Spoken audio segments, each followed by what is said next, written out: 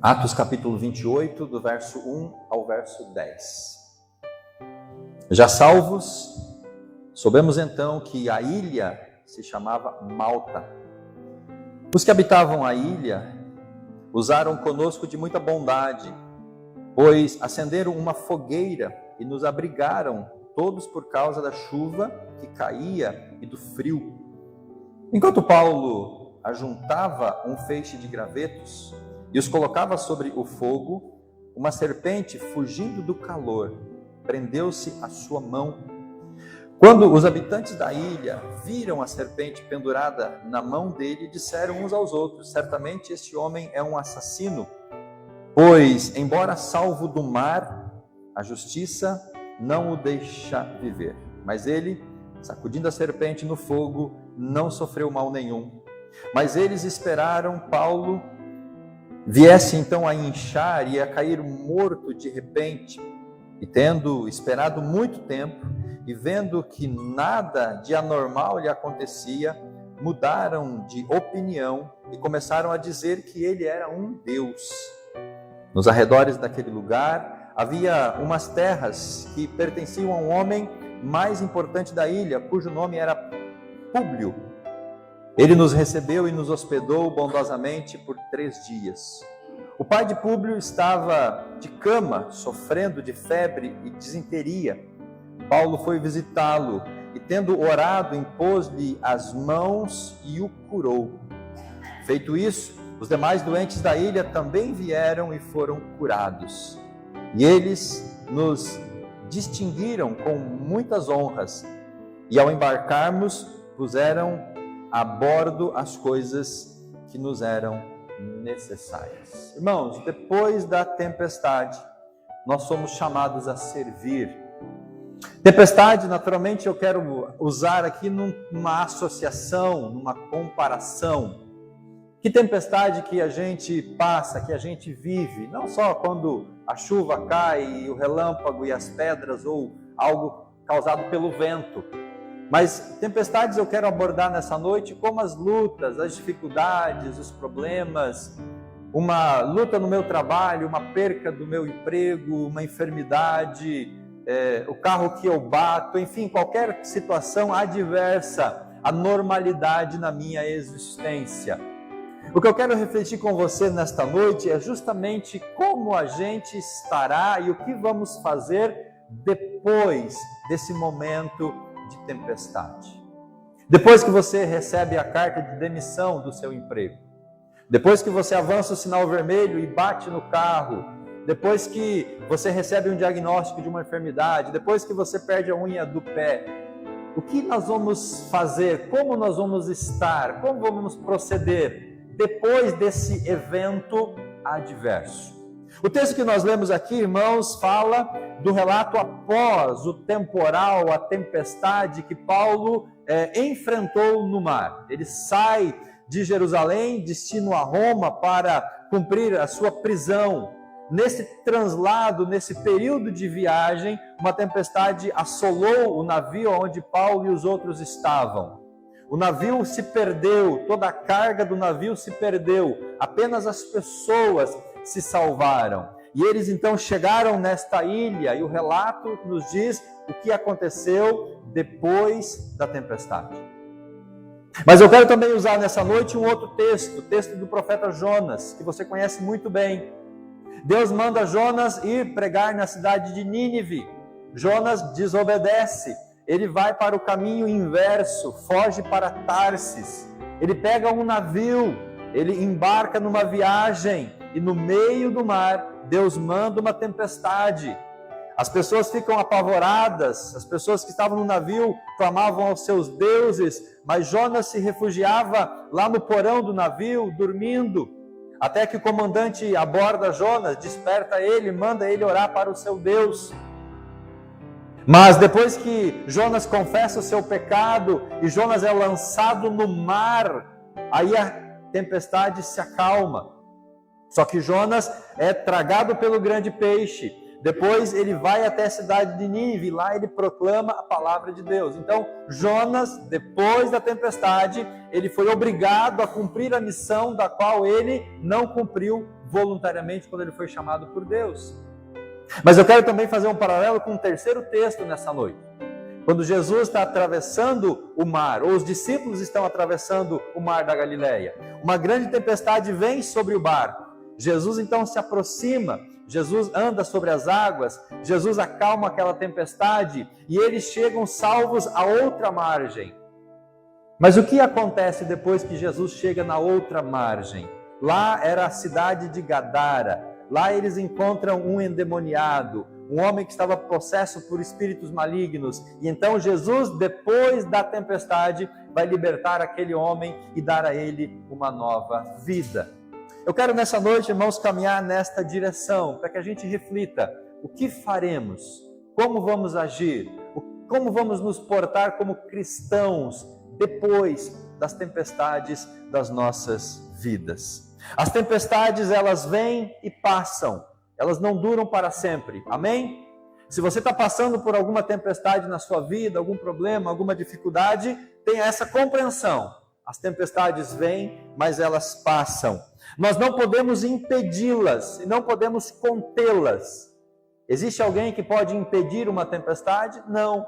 A gente pode conter uma tempestade? Também não. Mas nós podemos nos preparar para enfrentar as tempestades.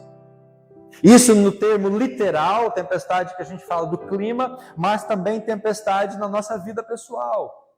E aliás, muitas vezes nós nos colocamos dentro de uma tempestade quando a gente poderia evitar essa situação adversa na nossa vida. Então nós podemos enfrentar as tempestades e nós também devemos nos reestabelecer e tentar voltar a uma normalidade depois dessa tempestade, reparando os danos, fazendo os consertos, os ajustes e seguindo em frente. Se nós sobrevivemos a uma tempestade, meus irmãos, nós temos que realinhar a nossa vida e seguir em frente. Não podemos esmorecer, não podemos parar, não podemos desistir, não podemos abandonar nem o Senhor e nem os planos que nós temos na nossa vida. Nós precisamos seguir em frente mesmo depois dessas tempestades. As tempestades, elas têm um objetivo, elas têm um propósito. Elas não vêm sem nenhum propósito sobre nossas vidas. Então nós não podemos ignorar, nós não podemos desprezar a função que elas têm em nós, porque senão, o porquê elas nos atingiriam? Se não há um propósito, se não há um objetivo, se não há algo para a gente aprender e crescer e amadurecer nesse momento de tempestade, por que Deus permitiria nós sermos atingidos por essas situações? Então há um propósito além da tempestade que nós temos que compreender. Tempestade está associada à ideia de transtorno. Tempestade é aquilo que foge da normalidade. Tempestades são dificuldades, tribulações, alteração da rotina de maneira drástica. Como eu mencionei no começo, você bate o carro no trânsito, isso é uma tempestade. Cai alguma coisa no seu pé, você se machuca, é uma tempestade. Você recebe a demissão sem esperar do seu trabalho, é uma tempestade. Você vai fazer uma consulta de rotina e você tem um diagnóstico que você não esperava, é uma tempestade.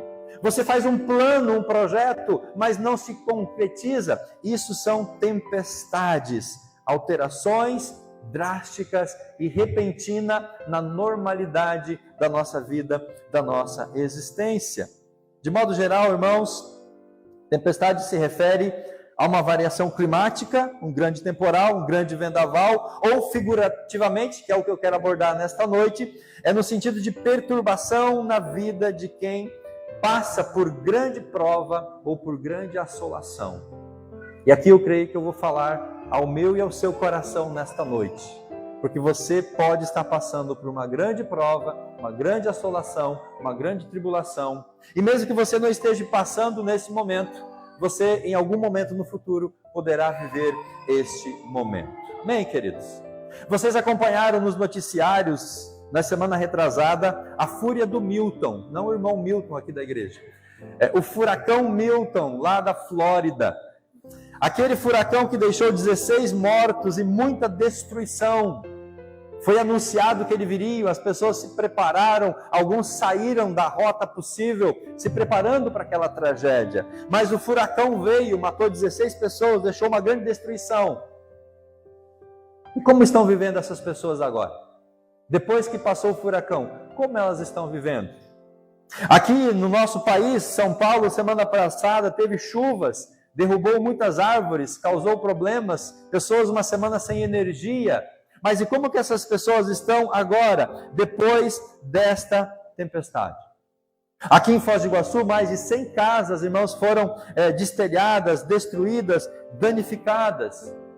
Como essas pessoas estão vivendo agora, depois dessa tempestade? Vocês viram aqui na cidade de Missal, Itaipulândia, destruiu barracões, empresas, casas. Como essas pessoas estão vivendo depois dessa tempestade? Recentemente, o Rio Grande do Sul, os irmãos viram aquela grande enchente, 471 cidades atingidas por aquela enchente, mais de 170 pessoas mortas, mais de 600 mil pessoas tiveram que abandonar as suas casas ou ficaram sem casas. Como que aquelas pessoas do Rio Grande do Sul estão vivendo hoje, irmãos? A gente talvez já nem se importa mais. A gente talvez nem se preocupa mais como eles estão vivendo. O fato é que em todos esses exemplos que eu dei, essas pessoas estão continuando a sua vida. Elas se reestabelecem, reconstroem, se reorganizam, mas elas seguem em frente. Na Bíblia, a tempestade aparece de maneira diferente, em diferentes contextos. Pode ser um efeito natural, como aqui Paulo, foi uma situação natural, uma questão climática. Lá em Jesus, quando ele está passando pelo mar junto com seus discípulos, foi um evento natural, mas no caso de Jonas não foi um evento natural. No caso de Jonas, foi algo sobrenatural, que Deus enviou aquela tempestade para ensinar Jonas e trazer algum propósito para ele. Então nós passamos por essas circunstâncias. Pode ser algo do contexto natural, mas pode ser alguma coisa extraordinária, sobrenatural, que Deus envia sobre nós com propósito, com o objetivo que nós possamos seguir e servir ao Senhor. Jonas teve que enfrentar a tempestade dele. Paulo enfrentou a tempestade dele. Jesus e os discípulos enfrentaram as suas tempestades. Mas a Bíblia diz no Salmo de número 107, do verso 28 ao verso 30, que Deus pode acalmar todas as tempestades. Você crê? Amém? Há um Deus que acalma todas as tempestades. Não importa como você esteja vivendo, o que você está passando, Deus pode mudar esta realidade. Deus pode intervir nisso. Deus pode mudar esta condição. E é isso que nos deve manter, irmãos, firmes na presença do Senhor. A nossa fé firmada no Senhor, porque há um Deus que acalma as tempestades. Se você tem enfrentado tempestade na sua vida, lembre-se que o Senhor é soberano sobre todas as coisas. O Senhor tem poder e autoridade sobre todas as coisas. Quando Jesus acalma a tempestade, os discípulos ficam impactados com aquele fato e perguntam: quem é este que até o mar e os ventos lhe obedecem? Quem é este? Esse é o seu Deus, esse é o meu Deus, esse é o nosso Deus. É um Deus poderoso, é um Deus grandioso, é um Deus soberano. Então nós precisamos buscar Ele de todo o nosso coração. Nós precisamos entregar a nossa vida a esse Deus e crer que Ele vai estar comigo, Ele vai me abençoar e Ele vai me ajudar a enfrentar todas as tormentas, todas as tempestades que eu estou passando e que eu estou vivendo. Eu preciso compreender que há um Deus soberano sobre todas essas coisas. E é esse Deus que precisa estar do seu lado, do meu lado, quando nós estivermos passando por estas tempestades. Mas, queridos, é preciso pensar naquilo que vai acontecer depois dessa tempestade. Nós não podemos ter a percepção de que o sofrimento ele vem como algo aleatório. Jonas passa pela tempestade, mas é porque ele precisava aprender algo de Deus, que ele tinha uma missão, um propósito, que ele não havia cumprido aquele propósito. Jesus, ele passa por aquela tempestade, mas o que lhe esperava depois dessa tempestade era algo sobrenatural. porque o poder que ele exerceu sobre o mar, sobre o vento, era o mesmo poder que Jesus iria exercer sobre o endemoniado gadareno. Jesus era o Senhor Todo-Poderoso. Quando o apóstolo Paulo passa por aquela tempestade no mar, depois ele ministra naquela ilha como um servo do Senhor. Então, nós precisamos ter essa compreensão de que há algo que nos espera a fazer depois dessas tempestades.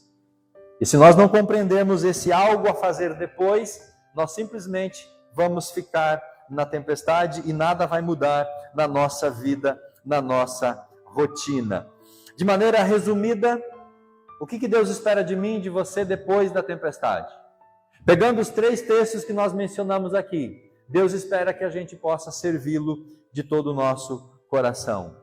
Nós não podemos ficar indiferentes, inertes, irmãos, após esses momentos de tribulações e de tempestades. Nós somos mensageiros de esperança, nós temos uma mensagem de paz, nós temos uma mensagem de salvação e nós precisamos compartilhar esta mensagem com as pessoas que nós vamos encontrar depois que nós passarmos pelas nossas tempestades. Nós temos uma mensagem de cura, nós temos uma mensagem de salvação, nós temos uma mensagem de esperança, uma mensagem de alegria, uma mensagem de paz. E Deus espera que eu e você possamos proclamar esta mensagem depois que nós nos restabelecermos e depois que nós vivermos esse tempo na presença do Senhor. Amém? De maneira muito objetiva, eu quero compartilhar com você, então, 5 elementos comuns nessas 3 passagens: Jonas, o apóstolo Paulo e Jesus Cristo. Primeira lição prática que eu aprendo: depois da tempestade, eu preciso obedecer à missão que Deus tem para a minha vida. E a pergunta que eu faço agora para mim e para você é: qual a missão que Deus tem para você na sua vida? Você como discípulo de Jesus, você como servo de Deus, você que é homem e mulher de Deus, qual a missão, qual o propósito, o que Deus espera de mim e de você na nossa vida? O que Deus espera de nós, irmãos, é aquilo que a gente precisa cumprir, obedecer e fazer antes, durante ou depois das tempestades. O tempo que nós devemos cumprir a nossa missão se chama hoje, se chama agora. O problema é que nós, muitas vezes como Jonas, nós fugimos do chamado, da missão que Deus tem para mim. Muitas vezes nós, como Jonas, não queremos obedecer o chamado de Deus, obedecer a voz de Deus, obedecer a missão de Deus. E aí o que nós fazemos? Nós fugimos do Senhor. Mas mesmo que nós venhamos a fugir do Senhor para não cumprir o propósito que nós recebemos dele, Deus ele vai, de alguma forma, nos levar a cumprir esse chamado e esse propósito. Jonas, depois da tempestade, ele então se convence que ele precisava obedecer à voz de Deus. Ele se convence que ele precisava ir para Nínive, pregar a palavra e anunciar a destruição daquela cidade, porque essa era a mensagem de Jonas. Ele nem iria anunciar a salvação, mas a destruição. Mas por medo, ele foge do seu chamado. Mas mesmo assim, Deus leva ele a obedecer a missão que Deus tinha dado para ele. O apóstolo Paulo, ele depois dessa tempestade, ele vai aproveitar esse momento para pregar a palavra, cumprir a sua missão de apóstolo do Senhor durante a tempestade. Porque quando todo mundo está lá preocupado, aflito, as pessoas estão desesperadas, Paulo toma as rédeas daquela situação. Só que o comandante do navio não lhe dá ouvidos. Mas depois que eles chegam então são e salvos na ilha de Malta, Paulo ele vai cumprir a sua missão de servo. Ele vai recolher gravetos, ele vai acender uma fogueira, a cobra pica na sua mão, as pessoas esperam que ele morre, mas depois que ele não morre, eles acham que ele era um Deus. O fato é que Paulo está cumprindo a sua missão de servo, de apóstolo e de discípulo. No meio da tempestade, antes da tempestade e depois da tempestade. Jesus Cristo, depois que ele atravessa o mar, ele chega na cidade de Gadara, lá ele liberta aquele homem que estava possuído por demônios, ele dá àquele homem uma nova vida, um novo propósito, um novo sentido. Aquele homem que estava sem esperança, sem fé, sem um futuro, alguém que estava completamente à margem da sociedade, é liberto por Jesus, porque Jesus, juntamente com os seus discípulos, vão cumprir a missão e o propósito que eles têm perante o Senhor. Então, meus irmãos, eu e você, nós como igreja precisamos, acima de tudo como discípulos, entender que somos chamados a obedecer ao Senhor. A obediência é a palavra central do nosso chamado e da nossa missão. Mesmo quando é difícil, ou mesmo quando nós não entendemos qual é esse chamado e o porquê que Deus está nos chamando, e mesmo que não compreendamos os planos que Deus está separando para cada um de nós. O fato é que Ele nos chama e nós precisamos dar ouvido a esse chamado. Devemos estar prontos para anunciar o Evangelho em todas as situações. Porque se nós não anunciamos o Evangelho, nós vamos estar em desobediência à missão que Deus tem para nós. O irmão Anderson leu um versículo bíblico quando ele estava dando o seu testemunho. E o versículo bíblico que o Anderson leu fala sobre a missão: ide por todo mundo, pregai o Evangelho a toda criatura. Essa é a nossa missão. Só que muitas vezes, como Jonas, a gente tenta fugir dessa missão. Mas nós devemos ser obedientes ao chamado de Deus. Amém, queridos? Uma segunda aplicação prática que eu faço é o compromisso com o bem-estar das pessoas. Nós somos egoístas, você concorda comigo? Nós somos levados a pensar em nós mesmos. Nós olhamos apenas para as nossas necessidades. Muitas vezes nós não nos importamos com aquele que está do nosso lado. Muitas vezes nós não damos importância para quem passa pela nossa vida. Nós passamos pelas pessoas, mas nós não observamos as pessoas. Assim como aquele homem que estava lá na porta do templo em João, e os discípulos vão para orar, e aquele homem interpela eles com um pedido de oferta. Aquele homem estava há muitos anos lá na porta do templo. Era quase que alguém imperceptível. Mas Pedro e João olham para aquele homem, olham dentro dos olhos, percebem, reconhecem a existência dele e a sua condição. E Pedro e João, mesmo não tendo ouro e prata, eles dão para o homem o que ele precisava: a cura, a libertação e uma vida nova. Meus irmãos, nós como igreja, nós como discípulos, devemos nos preocupar e nos comprometer com o bem-estar das pessoas que estão ao nosso redor. Esse também é parte do nosso chamado de Deus. Paulo, em Atos capítulo 28, mesmo sendo prisioneiro, ele fez algo para o bem-estar daquelas pessoas. Todo mundo estava molhado, todo mundo estava com frio. O que o Paulo faz? Arrumar lenha para jogar no fogo, para aquecer e secar aquelas pessoas. Depois que aquele evento passa, ele então vai na casa do pai, do Públio. Aquele homem estava doente, enfermo. Paulo vai lá e se preocupa com o bem-estar daquele homem. Paulo impõe a mão, aquele homem é curado. Ele poderia muito bem dizer: eu sou prisioneiro, eu estou indo para Roma, eu vou ser julgado. Não tenho nada para fazer nesta ilha, mas Paulo tinha a percepção de que ele era um instrumento para o bem-estar de quem estava ao seu lado. Não apenas o pai daquele homem é curado, mas o texto diz que todos vieram a eles e as pessoas foram curadas. Por quê? Porque ele tinha o sentido e o senso aguçado de que parte do seu chamado era se preocupar e ajudar para o bem-estar de quem estava ao seu lado. Ele vai cuidar das necessidades físicas daquelas pessoas, mostrando compaixão e graça pela necessidade que eles estavam apresentando naquele momento. O profeta Jonas, ele prega a destruição da cidade, mas com o arrependimento coletivo, Deus afasta o furor e a ira dos habitantes e nenhum morre na cidade de Nínive. A mensagem de Jonas era: Deus vai destruir essa cidade, vai morrer todo mundo.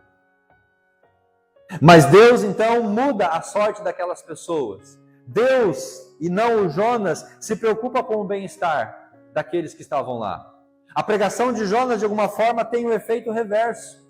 Porque Jonas não esperava que as pessoas se converteriam. Jonas estava aguardando que Deus iria destruir aquela cidade. Mas Deus estava preocupado com o bem-estar deles. Então nenhum morre, todos são poupados. Marcos capítulo 5, quando Jesus cura aquele homem possesso, ele é restaurado da sua dignidade, a sua vida é transformada. O texto diz que depois que o homem foi curado, as pessoas da cidade vieram e encontraram ele sentado, vestido e em perfeito juízo. Alguém que estava endemoniado, nu, vivia pelos cemitérios, pelos sepulcros, as correntes não prendiam, um homem completamente jogado na sarjeta. Agora a sua dignidade é restaurada. Ele estava assentado, plenamente consciente, ele estava falando, conversando como uma pessoa normal, não estava mais perturbado pelos demônios, ele estava vestido, a sua dignidade, a sua pureza, o seu ser humano, e ele então foi tido como um testemunho da restauração, da dignidade daquele homem. Portanto, meus irmãos, nós somos chamados a ajudar os necessitados. Deus nos chama como discípulos a olhar com um olhar de amor, de misericórdia para os necessitados, para os ninivitas pecadores maus, para aquele homem endemoniado que estava precisando de auxílio, pelas pessoas enfermas e doentes com frios e molhadas, como Paulo encontrou aquele cenário. Nós não podemos fechar os olhos para a realidade das pessoas que estão ao nosso redor. Nós precisamos olhar para aqueles que precisam ser curados, servir a eles, cuidando das suas necessidades, sejam emocionais, sejam físicas, seja espiritual. Nós, meus irmãos, precisamos fazer isso que Jesus fez, aquilo que Paulo fez, nos preocupar e agir para o bem-estar daqueles que estão ao nosso redor. Terceira aplicação que eu faço para a minha vida, nós temos que reconhecer o poder de Deus para transformar vidas. Deus tem um poder para transformar vidas. Paulo é instruído por Deus. Paulo é usado por Deus. Paulo ele é levado para curar a vida dos enfermos, dos doentes da ilha de Malta. Paulo é instruído por Deus para ser um instrumento ali naquele lugar. Ele que poderia ter morrido pela picada da serpente, é o que todo mundo estava esperando. Ele é poupado pelo Senhor para que ele pudesse então dar demonstração de que havia um Deus capaz de transformar e mudar qualquer realidade, principalmente a realidade daquelas vidas. Depois que ele supera ali o agir do veneno daquela cobra, ele se torna então um instrumento nas mãos de Deus. E todas aquelas pessoas foram transformadas, todos foram abençoados, porque no verso 10 diz que depois que eles embarcam no outro navio para seguir viagem, eles são presenteados com aquilo que eles precisavam. Durante 3 meses, Paulo e os outros ficam na ilha, e eles têm oportunidade de 3 meses de tocar vidas, tocar corações, abençoar pessoas, porque eles tinham compreendido e eles tinham a consciência de que havia um Deus com poder para transformar vidas. Jonas testemunhou da transformação da cidade de Nínive, uma cidade ímpia, uma cidade que era má, uma cidade muito pecadora, mas Deus é capaz de transformar até o mais vil pecador. Inclusive, Deus muda toda a história daquela cidade. Todos se arrependem, o rei proclama um grande jejum, as pessoas jejuam, se vestem com panos de saco, eles se humilham, porque houve o temor de Deus e a compreensão de que havia um Deus poderoso, capaz de transformar a vida daquela cidade. Jesus transforma a vida daquele endemoniado, liberta ele das forças opressoras, e agora então ele pode restaurar a sua história, a sua vida, a sua existência. Irmãos, será que nós já nos demos conta que nós servimos a um Deus que é poderoso para transformar qualquer vida? Será que nós já nos demos conta de que Deus é poderoso para transformar a vida daquele que está do seu lado? O seu familiar, o seu amigo, o seu colega de trabalho? Será que nós já nos demos conta de que nós devemos ser testemunhas desse Deus poderoso? Não podemos nos calar, não podemos nos ocultar e nem nos omitir. Devemos acreditar e confiar no poder transformador de Deus em nossas vidas e na vida dos outros. Você crê nisso? O poder de Deus que transformou a sua vida é o mesmo poder que vai transformar a vida de outros. Ele pode libertar, ele pode curar, ele pode mudar qualquer situação, por mais desesperadora que possa parecer. Precisamos compreender que nós servimos a um Deus que é poderoso para transformar vidas. Quarta aplicação e penúltima que eu faço para mim. Deus quer nos mostrar que devemos testemunhar daquilo que Deus fez. Um Deus que é poderoso para fazer, mas testemunhar daquilo que Ele fez na minha vida. O homem que é curado por Jesus, aquele endemoniado, aquele gadareno, ele quer acompanhar Jesus. Ele vem e pede para Jesus: me permita acompanhar o Senhor, eu quero ser um dos seus discípulos. Jesus fala para ele: não, volte para a sua cidade, para o seu povoado, testemunhe para os seus familiares, pregue a palavra lá, porque eu quero que você seja uma testemunha do que eu fiz na sua vida para quem está ao seu redor. Aquela pessoa que conhece você, conhece a sua história, sabe o que você fez, de como você vivia, agora você se apresente como um testemunho do meu poder e fale a eles daquilo que Deus fez na sua vida. Nós não precisamos, irmãos, ser teólogos. Nós não precisamos ser mestres e doutores para testemunhar do poder de Deus. É somente eu abrir os meus lábios e declarar o que Deus fez na minha vida. Porque contra aquilo que Deus fez na sua vida, não existe argumento. Se Ele mudou a sua história, se Ele impactou você, você tem o melhor e o mais poderoso testemunho para dividir com as outras pessoas. Paulo, ao ser livrado daquela serpente, ele testemunha daquilo que Deus faz. Todo mundo esperava Paulo cair morto, e ainda disseram: esse homem é um pecador de verdade, porque ele se livrou do mar, mas a justiça de Deus não permitiu, ele vai morrer pela picada da cobra. E cria aquela expectativa, todo mundo esperando Paulo começar a passar mal e cair. Mas o tempo passou, não aconteceu nada com Paulo, e aí então as pessoas já mudaram de ideia: opa, algo aconteceu. E o que aconteceu, irmãos? O poder de Deus na vida do apóstolo Paulo. E é desse poder que ele vai poder agora testemunhar. Inclusive, ele vai exercer esse poder curando os enfermos daquela cidade, daquela ilha. Jonas, apesar do seu desconforto, ele vê o impacto do arrependimento na vida dos ninivitas e como Deus é capaz de operar o grande poder e a grande graça. Jonas, ele não estava muito afim de testemunhar, muito afim de pregar, muito afim de proclamar a salvação de Deus naquela cidade, mas ele então é testemunha daquilo que Deus pode fazer. Em vez de Jonas testemunhar do poder de Deus para os ninivitas, Jonas é que recebe o testemunho do poder de Deus através daquela cidade. Porque mesmo depois que Deus poupa a cidade, Jonas ficou irado com Deus. Jonas ficou bravo com o Senhor. O Senhor prometeu destruir essa cidade, mas eles se arrependeram e o Senhor não destruiu. Então Jonas testemunhou o poder e aquilo que Deus pode fazer. O testemunho é uma ferramenta poderosa. Para quantas pessoas nós testemunhamos nessa última semana? Para quantas pessoas nós falamos daquilo que Deus fez na minha vida nesse último mês? Quantas pessoas que eu estou testemunhando, falando de Jesus, do Evangelho, tentando trazê-los para Jesus primeiramente e depois trazer para a comunhão da igreja. Por que nós não fazemos isso, meus irmãos? Porque nós estamos negligenciando o testemunho daquilo que Deus fez na nossa vida. Precisamos compartilhar mais este testemunho. É uma ferramenta poderosa para que nós possamos ganhar vidas para Jesus Cristo. Como discípulos, somos chamados a contar aos outros o que Deus fez por nossas vidas, na nossa casa, na nossa igreja, em nosso redor. Você precisa abrir os seus lábios, eu preciso abrir mais os meus lábios e falar desse poder transformador. E para finalizar, quinta e última aplicação, nós precisamos compreender a soberania e a misericórdia de Deus em todo esse processo. Jonas, Deus mostra para ele a sua misericórdia ao não destruir os ninivitas, após o arrependimento daqueles habitantes. Deus é um Deus misericordioso.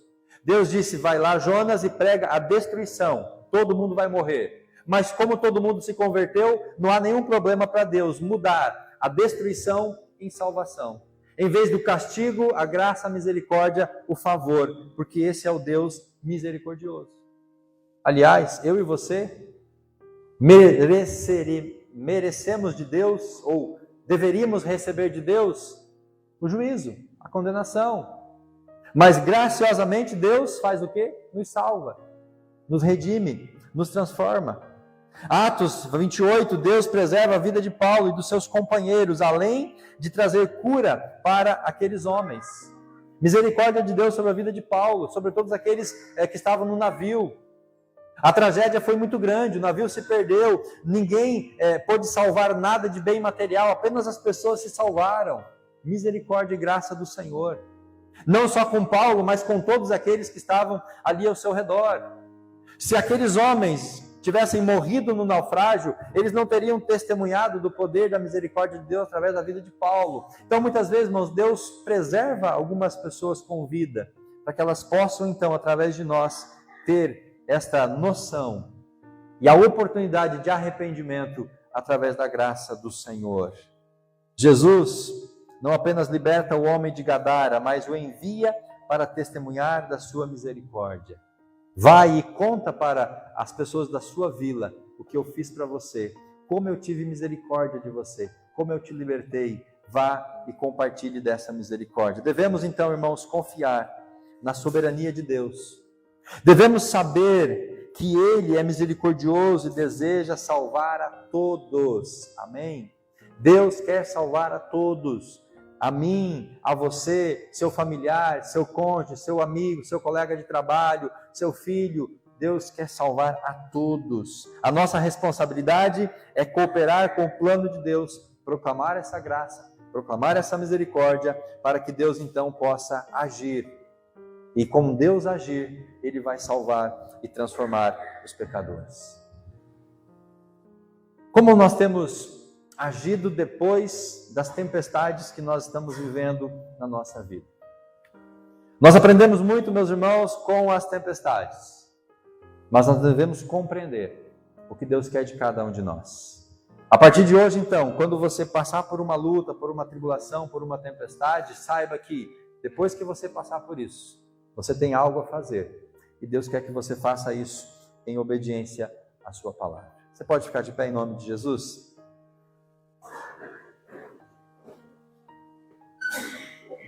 Para nós concluirmos, irmãos, e resumir, eu devo obedecer à missão de Deus, mesmo diante dos desafios. Não é fácil falar de Jesus, não é fácil compartilhar da graça, não é fácil viver o Evangelho. Nós vivemos num mundo conturbado, mas nós devemos obedecer à missão que Deus tem dado para nós. Se não obedecemos voluntariamente, corremos o risco de Deus mandar um peixe para nos tragar e nos levar a cumprir essa missão. Então não espere o peixe vir e tragar você. Obedeça. Obedeça à missão que Deus tem para a sua vida. Devemos cuidar do bem-estar dos outros com compaixão e amor. Nós pregamos uma mensagem de compaixão, uma mensagem de graça, uma mensagem de misericórdia. Devemos sair daqui desta noite e olhar ao nosso redor, as pessoas que estão do nosso lado. Devemos olhar com esse olhar de graça, de misericórdia, de compaixão, de favor, amor, e estender a mão para essas pessoas. Nós devemos crer no poder transformador de Deus, que pode libertar e pode curar. Há alguém ao seu redor, alguma pessoa do seu convívio que precisa de cura e de libertação, e o poder de Deus vai fazer isso na vida dele. Nós devemos testemunhar das obras de Deus nas nossas vidas para que outros conheçam a bondade de Deus. Se eu não testemunhar, se eu não falar, se eu não proclamar, como é que as pessoas vão ouvir? Quando Paulo escreve em Romanos, ele diz: como invocarão aquele que nunca ouviram falar? Como ouvirão falar se ninguém vai pregar o Evangelho? Como vão pregar se ninguém for enviado? Então, para que alguém possa ouvir e se converter, é preciso que alguém vá primeiro para testemunhar. E por último, confie na misericórdia soberana de Deus, que Ele deseja salvar e restaurar a todos. Pai, aplique a sua palavra ao nosso coração. Nós não estamos isentos às tempestades, às lutas, às batalhas, tribulações. Mas nós não podemos ficar presos a esses eventos e a esses momentos. Há um chamado para todos nós. Há um propósito para todos nós como discípulos. E nós devemos focar e obedecer a esse propósito. Existem gadarenos, endemoniados, pessoas oprimidas por Satanás, que o Senhor quer nos levar a eles para libertá-los. Existem homens maus, pecadores, violentos, que matam, que fazem atrocidades como os ninivitas.